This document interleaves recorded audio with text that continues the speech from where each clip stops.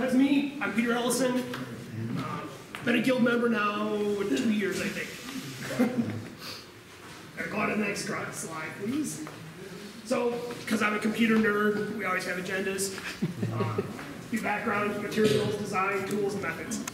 So, tap on to the next one. Oops, I forgot a background slide. So, that's me. The reason that I like the Mary Rose, that's the kind of time period that I find most interesting, is when the boat sank, they lost all the metal, but all the pieces of wood survived. So this is a plane that's a copy of one of the ones that came directly out of the Mary Rose. So you can actually touch and feel something if you make a copy that was used in the Middle Ages.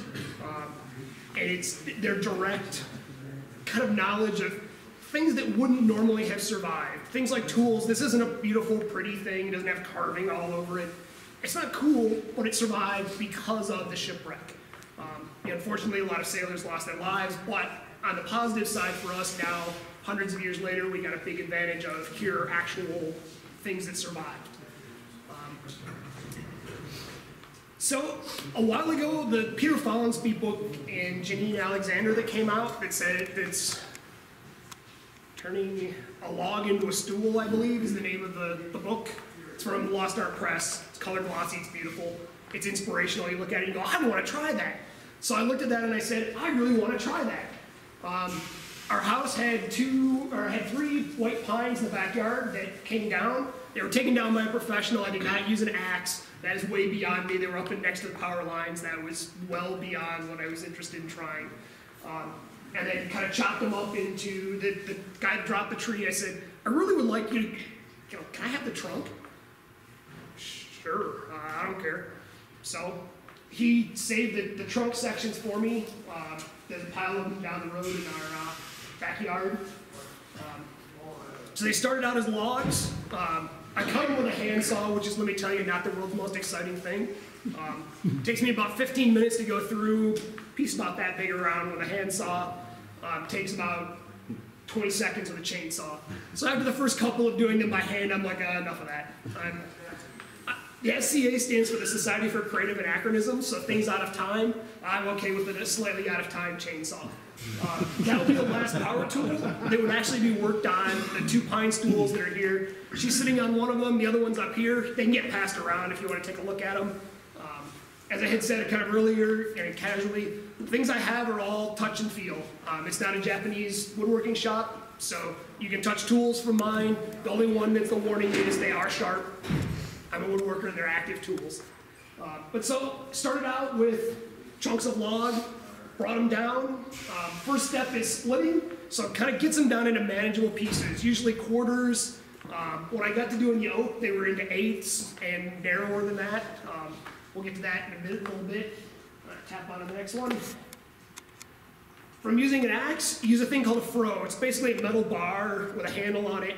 You pound on it. It allows you to have much more control when you split. So instead of taking huge, giant, kind of random chunks, you can get fairly precise. You can also manipulate as it splits, if you push to one side or the other or pull on it, it will help guide the split. My personal feeling was I wasn't very good at that. Also during this period of time is use things with an axe. So in the medieval times, that was a fairly common tool. Being a modern person, I've never really kind of dealt with an axe other than in Boy Scouts where you hack away at a log and it's for making kindling. So it took me a long time to kind of get the manual skill to actually use the axe.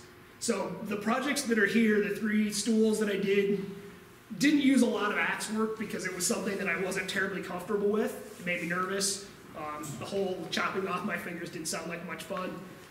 Over time I discovered there's this thing called a carving axe, which I think was a finesse tool, but apparently it's a much more of a finesse tool once you actually get used to it and comfortable with it.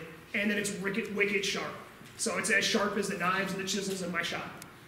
I did not bring that one.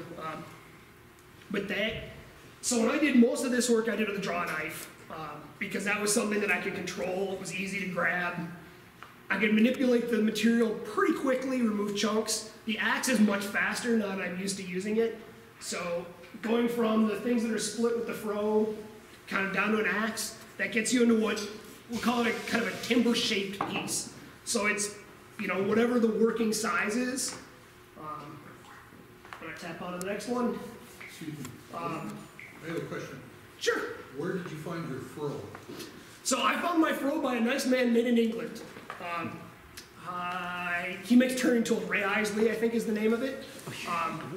It turns out now that I have done this, that several blacksmiths that I didn't know were blacksmiths, I now have learned are blacksmiths. We're like, oh, it's a trivial tool. You could make that.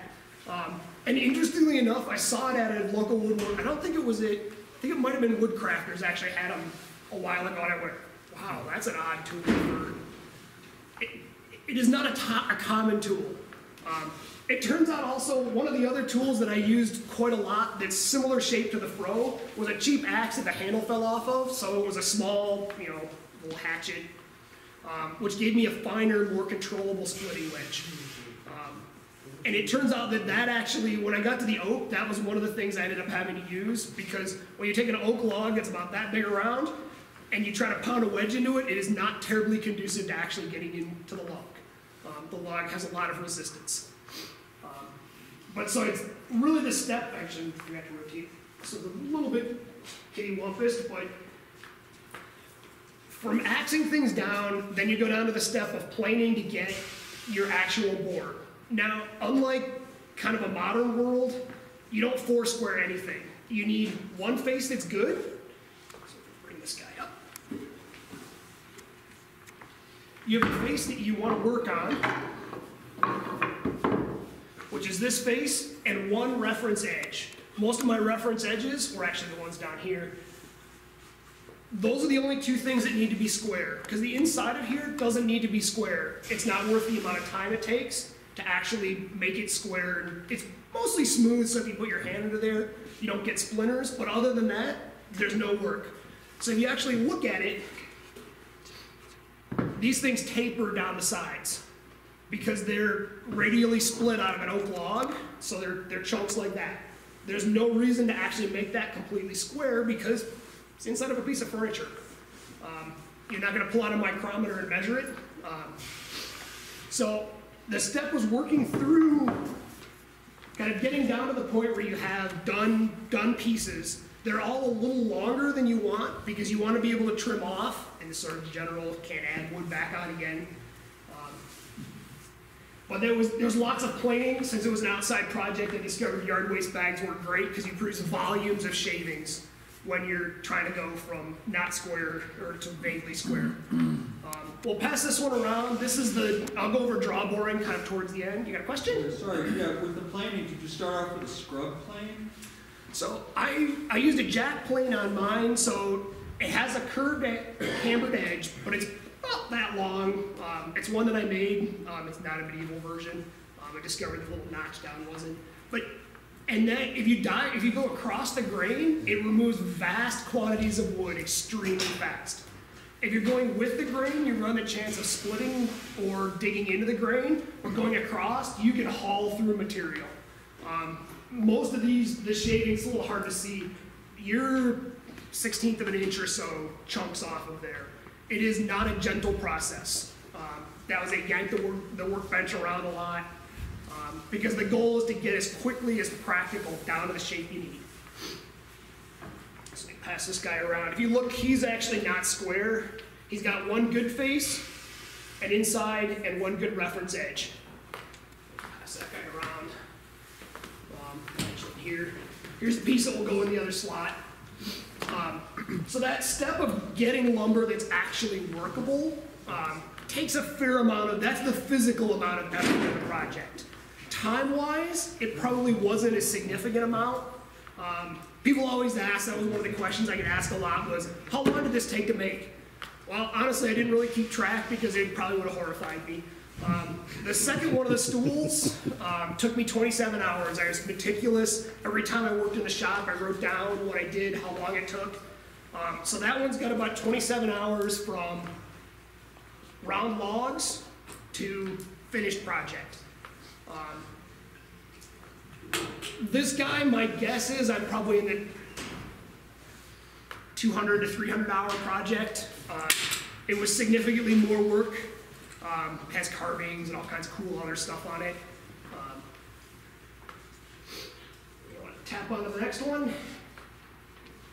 So one of the things that I was a little slightly naive, I've been working with pine logs that I could kind of carry around. It wasn't really a big deal. I went out to a buddy who had a, let's go 26, 27 inch diameter oak tree he had to take down to put a garage up. And he said, if you want it, come down and get it. Okay, it's green oak. It's been laying there and is most of the summer. So probably down 8 to 10 weeks. I'm like, oh, I don't think it'll be dry. It will not be dry. Probably, this was 3 years ago, 4 years ago, it's probably still wet inside. But I discovered it, because I went down, I'm like, well, I'll just grab a section and throw it in the back of my car, and then I'll be done. I discovered that thing, when we tried pulling them around with his ATV, he still had trouble moving them around in the yard. So it's like, okay, I guess I'm going to be hammering and wedging and breaking it up into at least wedges. Because pretty much 1/8 of the chunk sections are not on the edge, they're just on the edge of what's comfortable to carry around. Part of it is because that thing is sopping wet. When you're pounding on it with the steel wedge, it's oozing water, even 8 to 10 weeks after. That whole process, and you can kind of see then going down to the next step. But then I'm getting slightly better. I'm a little more comfortable. I have a new axe. One of the ones that's it's opposed to being pointed like that. It's actually got a flat side and a bevel on it. That made things a little bit less dicey. Still didn't make me terribly comfortable. The reason that you work oak green is that it's much softer. It's kind of roughly equivalent to working with dry pine, which doesn't, most people have dealt with kiln dried oak, which is rock hard. This is soft, the material just flows off the plane. It's a wonderful material to work with. Over time, it's going to do things like shrink and span control, because the moisture has to get out of that thing to get to stable. But you want to work it while it's green. The disadvantage of working it green is oak and iron tools do not get along. The oak will leave black marks on it. If you've heard of iron galling, that's what it is. It's iron filings and oak tannins. And it leaves little black marks. So you have to be careful. All the planes I use are like this, that are wooden based. The steel edge will cut, that's just fine. But if you leave, this, where I use the splitting wedge, that actually leaves black marks, so you have to either plane them out or remove them. I don't think you can kind of see those. Actually, you can kind of see the dark line that's on here is from that process. It's that I had to walk along the edge of the split and just hammer in a wedge, which I got made fun of because it's like, why don't you just split it? I'm trying. But yes, that learning experience of the fact that a log that's this big around and that long weighs several hundred pounds and is not going to go in the back of my saddle. So you want to tap on the next one? So I'll talk a little bit about the design. Because the material is all worked green, because it's much more practical to work it that way. It's easier, and when you're working with things by hand, easy is good, because having to apply the mechanical effort, the less pushing you have to do, the better. What that means, though, is it's going to shrink over time. Not significantly, but it will. This thing actually has a number of very clever design features in it. The spots that are going to shrink and show cracks are the end grain. The only end grain, down here at the bottom, who cares, it's in the dirt. Inside the mortise and tenons, again, who cares, all you see is front edges. This piece is at risk of getting splits. The crack that's down the middle is not because it split after I did it. Those are two separate boards. I wasn't able to find that large of a chunk out of the tree that I split out. So that process, over time, these things, while they were turned round and green, will eventually form kind of an oval shape. Does it affect the piece of furniture? No, not really. Yeah, if you got out a micrometer, you could figure out that one dimension's a little bit off.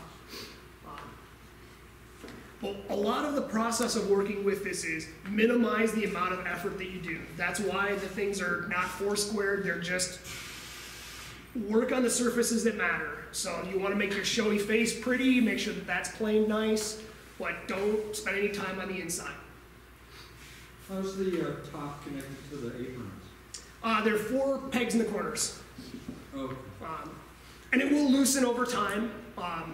The medieval ones, this one's drawboards, that's the complex, we'll get to that in a little bit. Those pegs will actually walk themselves out. That's one of the ways that you can tell if pieces of furniture from this time period are fakes, because these things will form little bumps.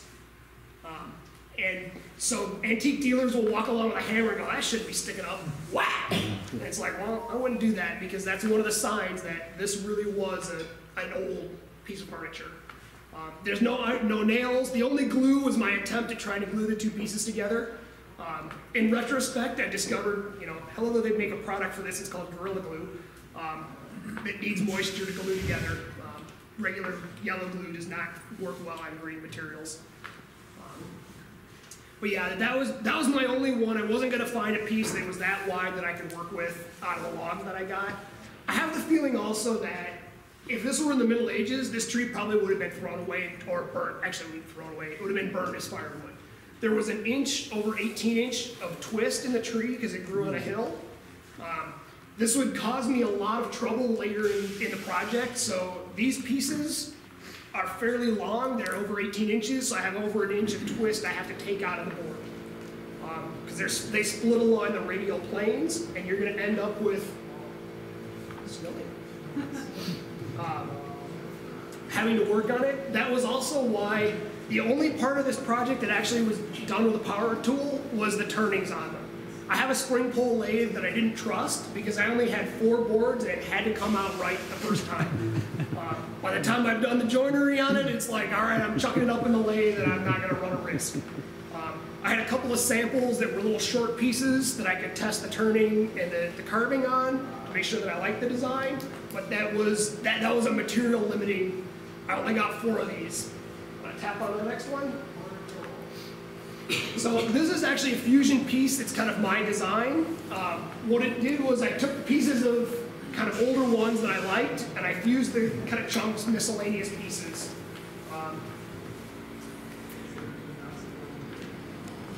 That one's just the kind of the general shape. These were very common. It was a disposable piece of furniture. You had them all over your castle or your manor house. Normal lower class people and even middle class people probably wouldn't have had much furniture at that time. But once you get to the upper classes, this is something that you kind of gently perched upon. It's actually relatively high and you sit up on the edge. It is not a piece of furniture you relax into.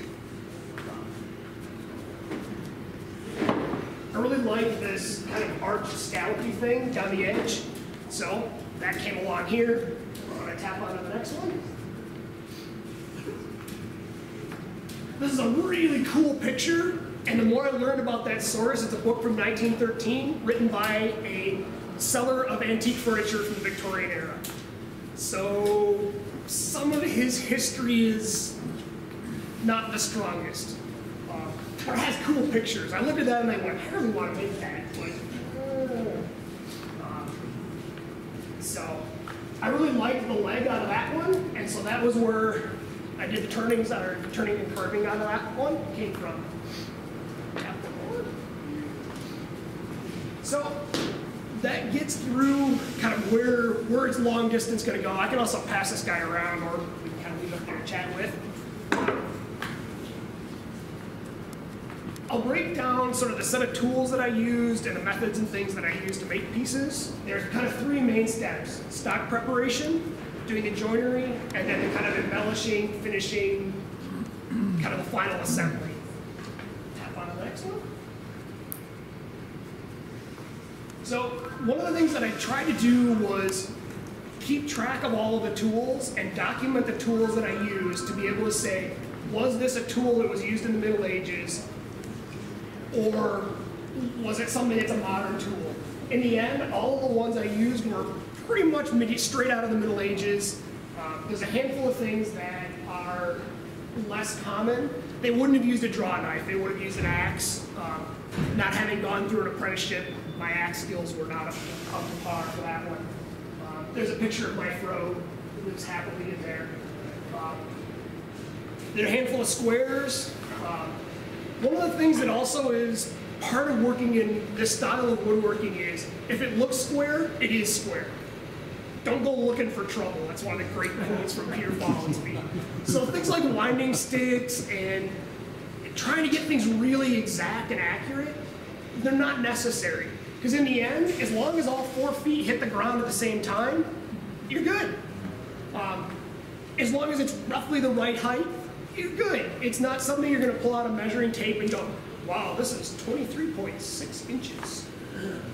Why did you go 6 instead of 0.5? It doesn't make a difference.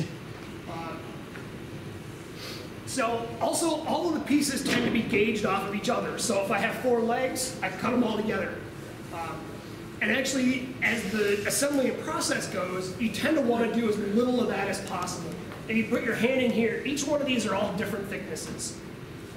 Because all you see is the front face. It doesn't make a difference if one of them's an inch, one of them's a little less than an inch, a little bit more than an inch. They're dark because over the time, the kind of grime and just dirt that's in the air, and the fact that they're touched and handled all the time turns them that gorgeous dark color. Can you turn it up, Peter, and we'll look at some of the detail of the scallops?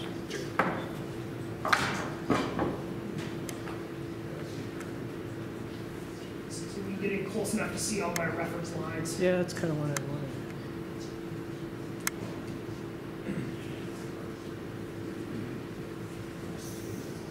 So the top of your arches, those are all just a tap with a gouge, right? Yep. Straight down It's in. a tap, one to set the curve this way and the second to come in.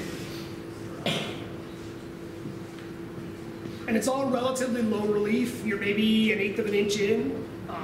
That started to be done once the material has started to dry out a little bit. It wasn't as green at that point because you want to make it relatively smooth. So you talked about using a scratch stock on those, Yep, these stretchers? are scratch stocked. The whole thing? The whole width? Look, yeah, Wow. just scrape it across. That's a lot. It's not the most exciting process, but in the end, it kind of gets there. See, if you actually look inside of here, that's where you can see the lines coming up for the joinery. Because again, you marked them and it apparently didn't matter. That wasn't a sign of poor craftsmanship. That was just a sign of not something you saw. But to my modern eye, the first time I saw it, I was like, really? Come on. On the corners of the leg where the tenons come in, are they staggered? Is one on top of the other? Nope, they're just straight, butt up against each other. I would have said that they're diagonally cut so that I get the maximum amount out of my tenons, but they're not really. These are actually only in probably an inch, a little bit more. The whole mortise holes are all the way through, but the actual length of the tenons aren't maximized. As it turns out, it doesn't really make a difference. The bulk of the weight sits straight down, so your forces all go straight down into the thing. The ones that have the nice, pretty taper, which to my modern eye, I like the two that are the pine stools that are at an angle. Unfortunately, in the Middle Ages, they didn't do that. That's a later on thing. That's more of the Puritan, later on in life, or later on in time period, where you want less ornamentation. This would disappear and end up with the smoother edges. Okay, cool. Anybody have want to see any other details on the stool for now? Okay, Actually, we can then pass that guy around. cool. And you can sit on it. It's okay. It's a piece of furniture.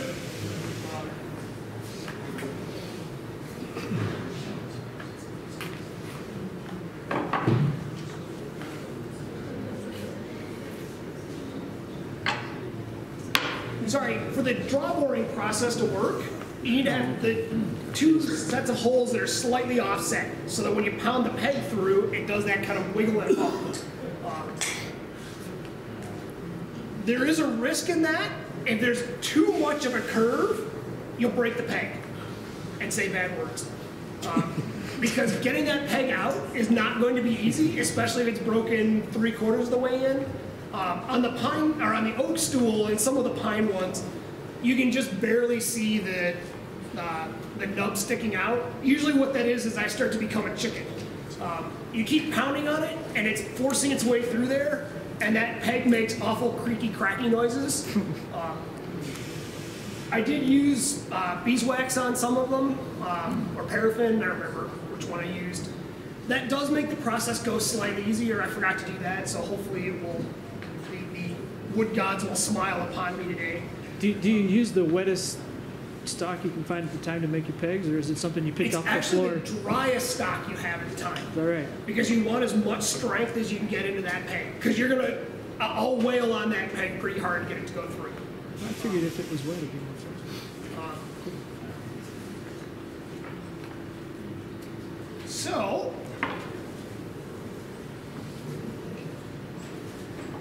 the sort of secret to this is lots of taking it apart and putting it back together again.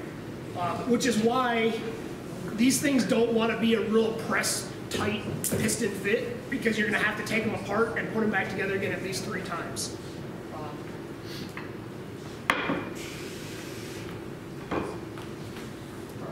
So first, we'll drill a hole that goes between the two. My bench is not a medieval one. It's a copy from Roy Underhill's Woodwright shop. It's his portable workbench.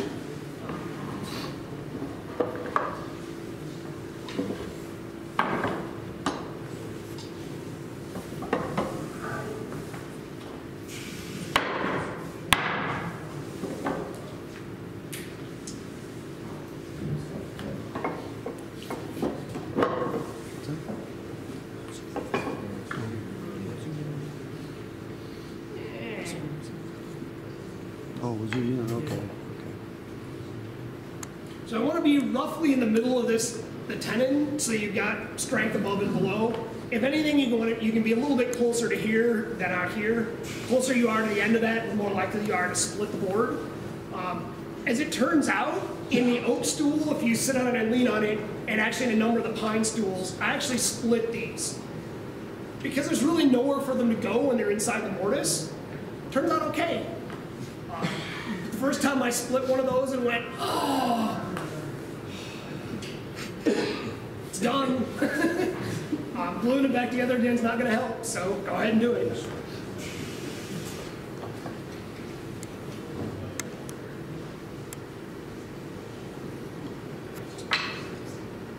So that's just purely by eye. Yep. You make your mark, stick it in the tenon, pull it out, move it 1/8 of an inch or less. So actually, when we get to that, I'll peer into the end.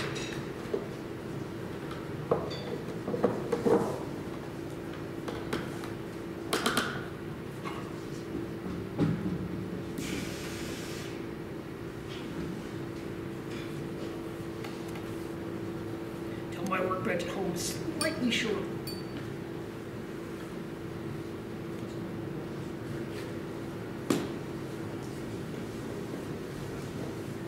One of the 2 layers.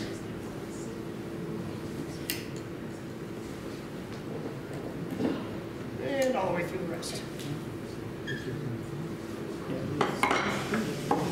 You want to zoom in, it makes interesting shavings. So as opposed to kind of big curly cues or anything, these are sort of little half shell pieces that pry out of there.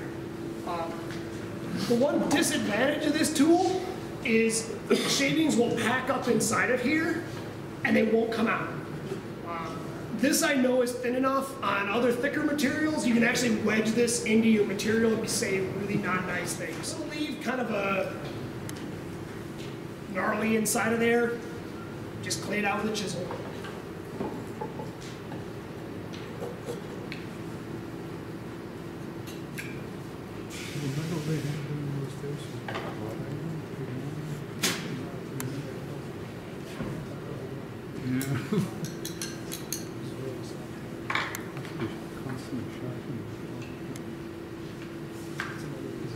All right, so now tenon's ready to go.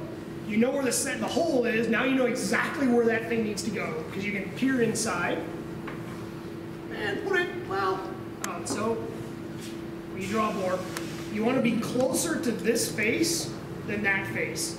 If you do it in the reverse way, your joint will actually open up and you'll go. If that happens, it's not the end of the world. Disassemble the joint, drill out this top hole to a bigger size.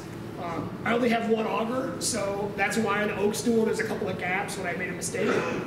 You got 16 of them. The odds that you did them all right when you're paying attention are relatively low.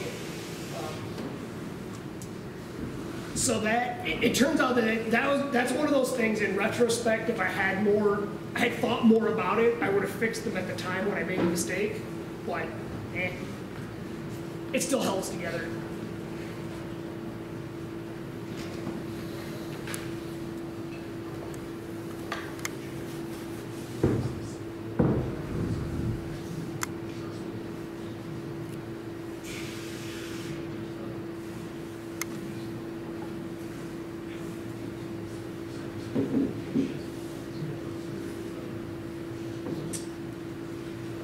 I usually kind of just peer in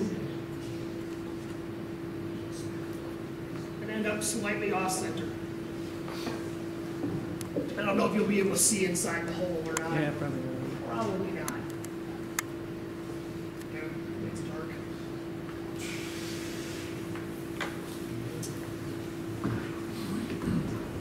Really about the only way to describe it is it's about that much off center. 1/16 of an inch, give or take. It doesn't actually take an incredibly large amount to be offset. It just takes enough that they don't line up. I suppose I can pass it around in chat if people want to look at it, but otherwise it's just a little bit off.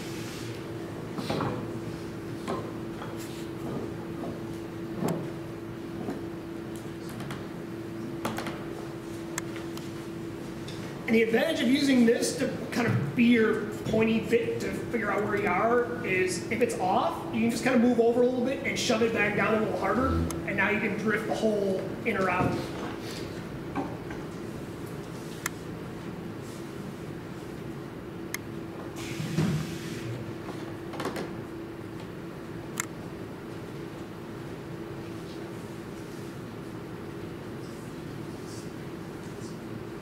Sharpen the spoon bit by, how do you sharpen the spoon bit? So, Ask sort of him a like question. burnishing, in that I got lucky in the ones that I got. This was relatively in a good face. You don't want to take any material off of here because that's actually a cutting edge. So your goal is to sharpen along that inside piece.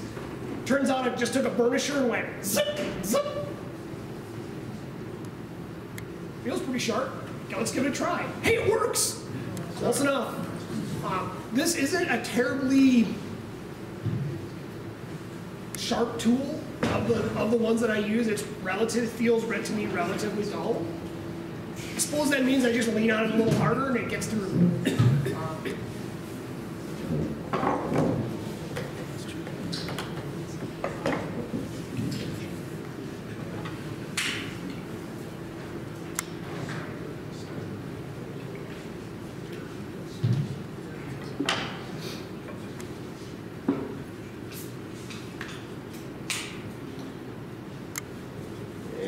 We'll see how this one goes. And you can look, this one's a little bit further off than I would normally like to be. We'll find out if it goes well. If it doesn't go well, so right now the holes, ideally they're perfectly in line across here. This one's actually more like that. It's off a little bit. My guess is I'll pound the peg in and it'll go just fine. And if it doesn't, the peg will split, and well, you'll know it's a live demo and not, I didn't cheat. Can you taper the peg? Yep, so Sort of budget? it's sharpened kind of like a pencil a little bit, which helps guide. You can also use what are called draw pins. So it's a long, very gentle taper. Kind of shove them in there, and that helps a little bit. Turns out I didn't get one of those till later in life and kind of went, I suppose I can use it. But It's one of those things that I also discovered is not an exact science. As long as it goes well and it holds together, it was probably right. You get an indication that you are too aggressive on your holes when it splits. If you break a peg on the way through, that probably means there was a little too aggressive. The nice thing is you can enlarge that hole slightly because your forces are actually on one edge of that hole, not the whole actual diameter. Which I might want to do with this one, we'll see. I'll give it a tap, and if it goes well, it goes well, and if it doesn't, it doesn't. Because the other one that's sticking out of there that's not loose, that one is drawboard. I did that one to do a materials test to make sure everything was good.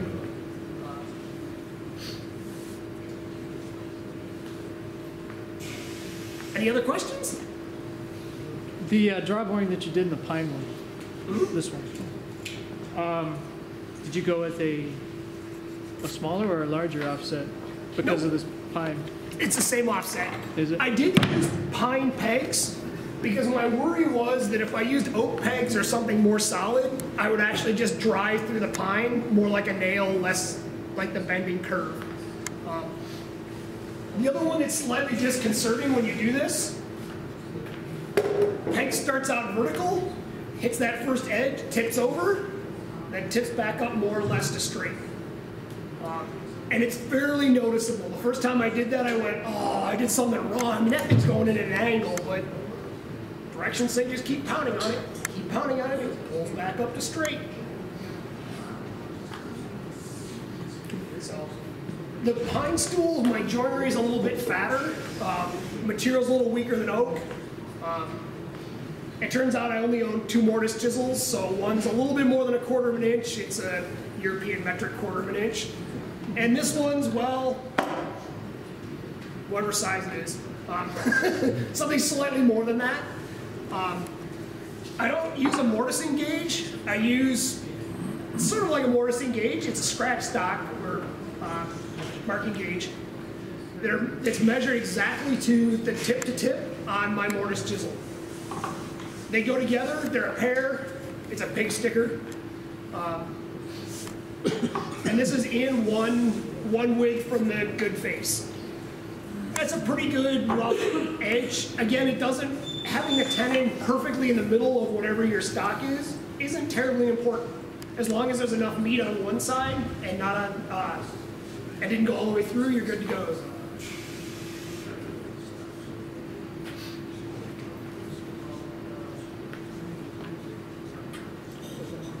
So we'll see if it goes well.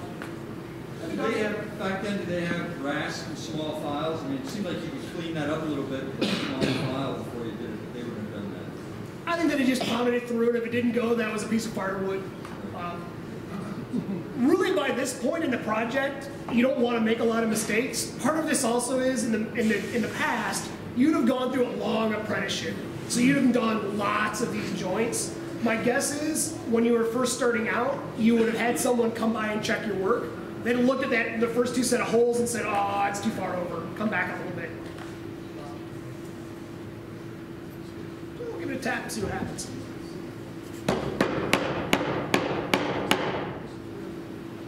So the peg starts to drift. That says it's doing its job.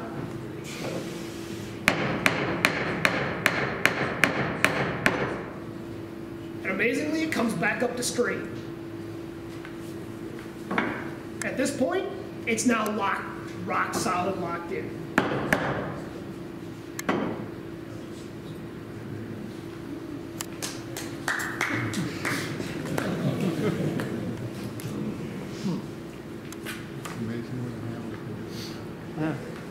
So the other one that's even also disconcerting to my modern eye is they left the inside of the pegs just sort of sticking in there. They didn't usually saw them off or clean them up. You clean up the one that's on the outside where you touch and handle it, but on the inside, who cares? As long as it's not going to gore you because it's sticking way out. You just pair it off? Yep, you could pair it off. Part of it is going to be a bit of a challenge because it's under stress. So what I'll do is I'll chop the one off. I chop the one off and fix it. But, So I had a question for you when you're sawing your tenon. I didn't notice. Did you do that with just your handsaw as well? Yep. So you just used one handsaw for that kind of stuff? So I use a more or less modern brass So you used a backsaw. backsaw. But if you were period accurate, what would you do? Guess is it probably would have been done with a frame saw, Oh, that's right. Okay. which would have given you this stiff blade. Yeah. I use a fantastic one, comes from a recognizable large hardware store. So it turns out it works just fine. Okay. Just wondering. Yep. Would your average village carpenter have been able to have a saw, or would that be something that would be reserved for a shop in a big city somewhere? No, that would have been something that a normal person or a normal kind of carpenter would have had. Part of it is if it's a frame saw, there's a thin band of steel, and the rest of it's all made out of wood and string. I didn't bring one of those with me. It's a very materials efficient blade.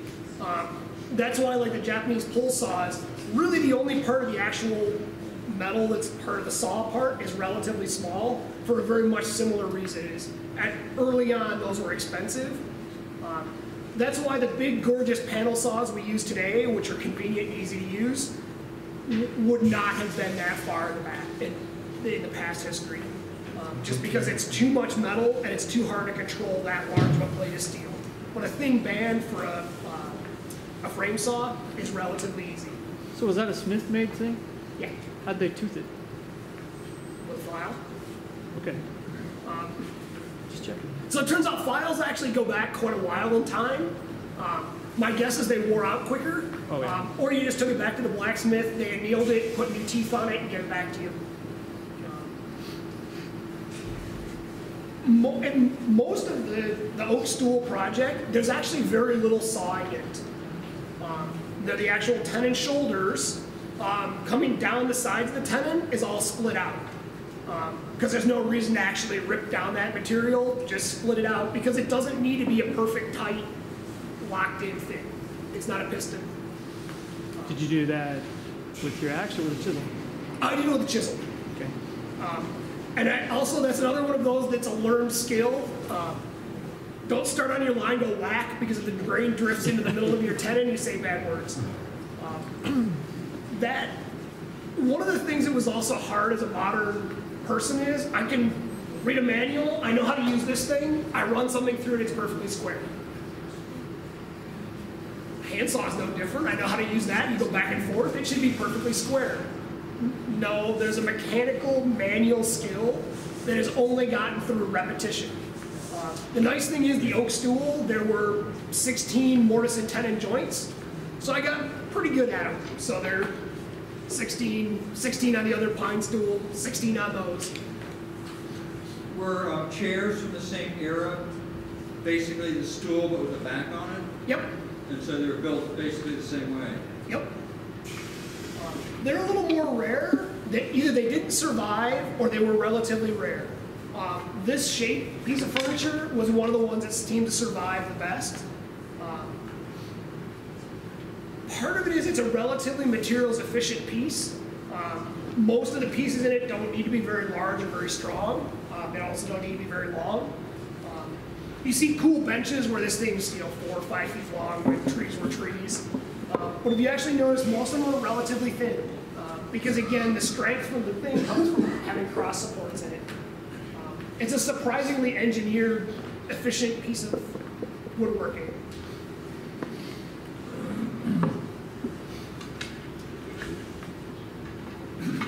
So that's what I do. I can answer any more questions.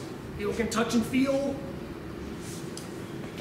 How do you cut the threads on your lace? So I looked at, there's a Roy Underhill video on, he makes this cool screw box. It's a mechanical, almost like a widget that you kind of go around and it's got a blade in it. He has one funny line in the book that he wrote that says, this is a process that takes lots of patience. There's some funny phrase like that, which is his way of saying it's really hard to do.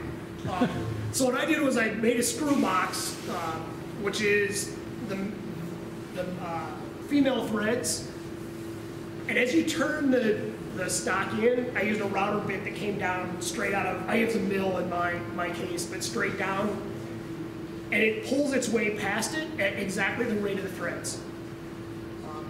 It requires that you cut these threads first.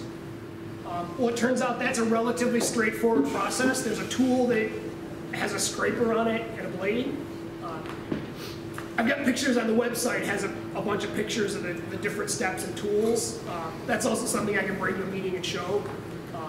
It's a fairly, I really wanted, it's 2 threads per inch. I wanted a big screw because I watched Roy Underhill tighten his vise down and it makes this cool noise. That tells him he's good and tight. I really wanted that, so that's why I went that route. That kind of creaky noise. I just thought that was cool. I kind of want to make one of those. It does. It's tight. It's awesome. And I was stupid enough to look at this and go, I wonder how tight that is. Let me put my fingers in there and squeeze. Guess what? It works. But the nice thing is it's fast. Because a revolution is half an inch, 2 revolutions is an inch. It moves really quick. I use a leg vise on my primary workbench at home. That's one of these. This is my traveling teaching bench, so when I go to places to demonstrate and to work with people, this one folds up in the car. My robot, that's big giant slab, does not fold up. The moving guys, thankfully I was not there when it had to be moved. Actually, it was nice. I cut all the joinery so they could take the top and the bottom in separate pieces. But at 350, 400 pounds, it wasn't coming up the stairs gracefully.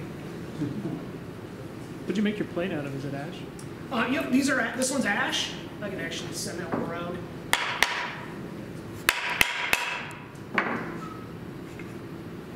Get the dangerous bits out. Explain what you just did, why did you whack it?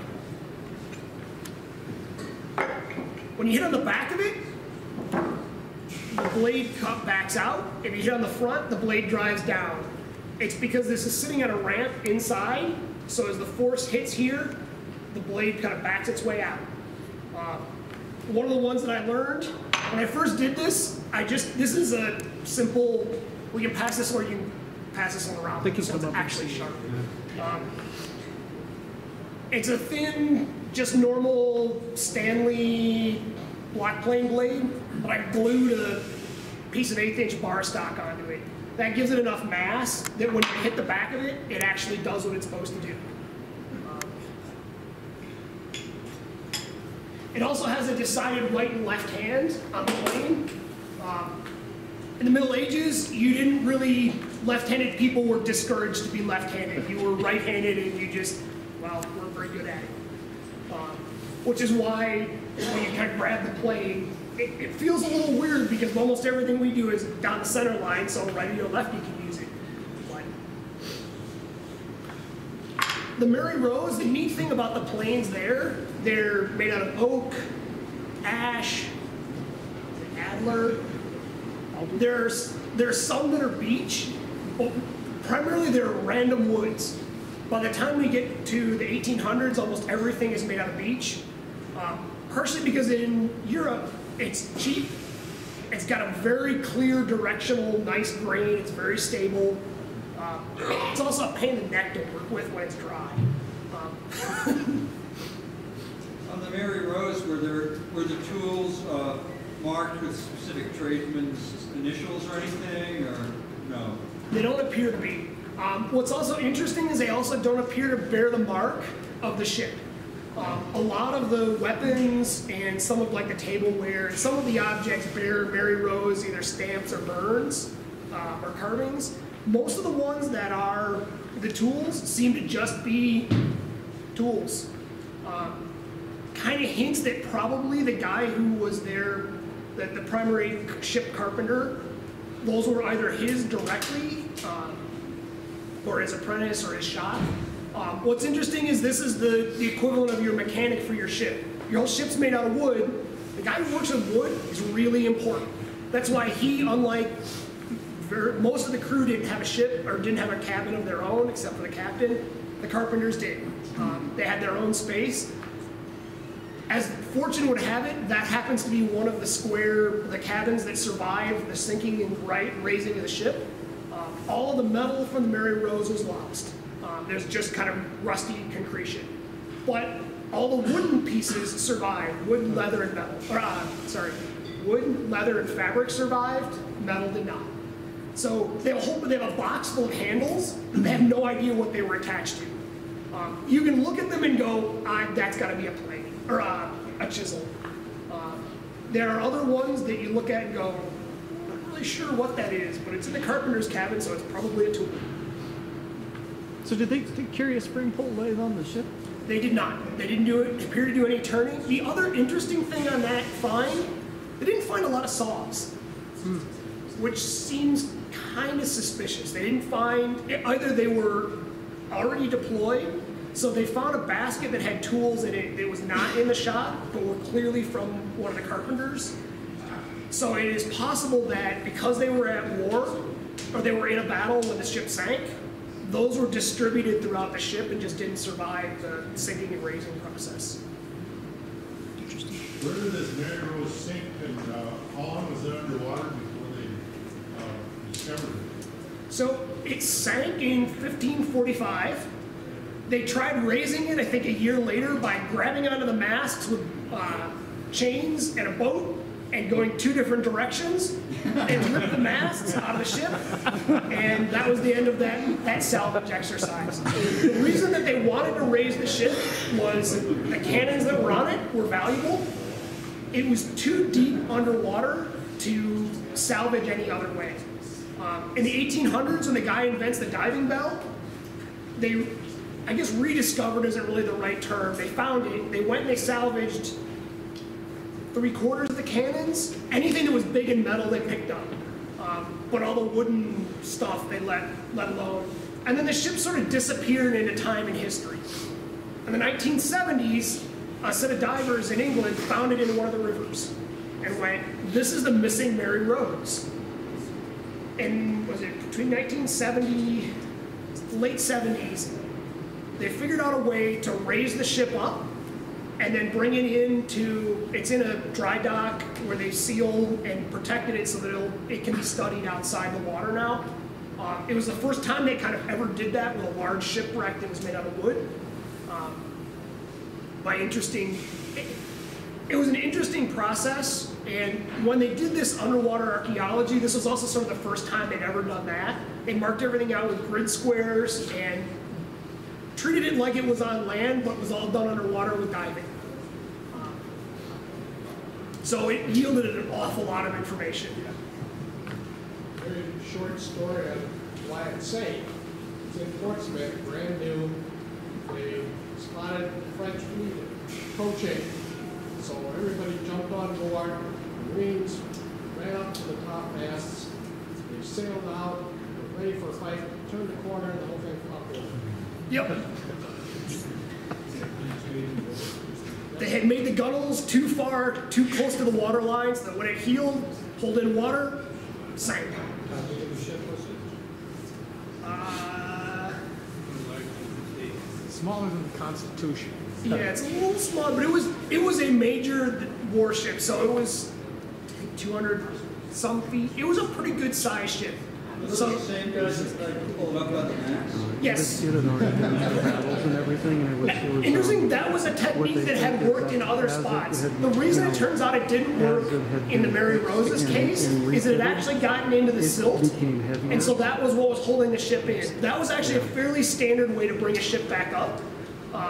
It's another one of those kind of vaguely leveragey things. So you anchor the chains on as the boat's going opposite directions. Pull it up. If you can get it close enough to the surface, you can get other things to attach onto it, drag it on shore, and then do the disassembly or salvage things. But since their main interest was the cannons, that's what they got. And it's on display in Portsmouth at the museum there. Like you said, it's all set up. Big tent. For maybe 8 to 10 years, they sprayed it with a stronger and stronger concentration of PEG, high molecular weight polyethylene glycol, for it to slowly absorb this to stabilize it. Otherwise, if it were to dry out, it would So I think that's all done now. I saw the ones when they were still spraying it, and you could see the silhouette, but it's pretty misty. Yeah, it's now actually reopened to the public about a year ago. They reopened. They had it closed for a while because that first round they discovered that was a great technique. For that be a little toxic for workers, but it's a great technique. It turns out they needed to do more of that later on, so they've redone the second set, and now it's on a permanent display inside of a dedicated dry dock. I hope someday to go see that in England. I had a friend who discovered that, was going over to England. They also have a backstage pass that kind of allows you to go look at things for a little bit more money, and he's like, I want to go do that. Okay. So he has all kinds of cool pictures. Any question? I just wonder if there was any story behind the name. The Mary Rose? Yeah. Why Henry is it VIII's named sister. Henry VIII's sister. Henry VIII's sister was Mary Rose, yep.